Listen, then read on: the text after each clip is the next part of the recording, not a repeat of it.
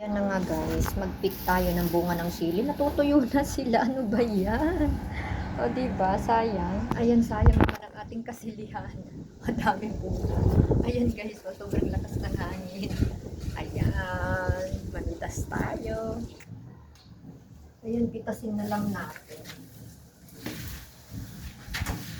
Ayan.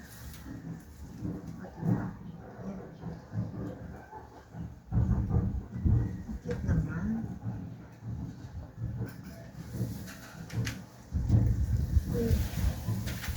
Guys, oh. Ayan, kung naririnig nyo yung mga nagtatambol na yun. Kasi nga, malapit ang piyesta sa amin dito guys. Kaya kunin na natin. Pang ano din to. Dagdag sa, ay pampaanghang sa ating, ayan. Kukunin ko na nga, sayang ano na siya oh.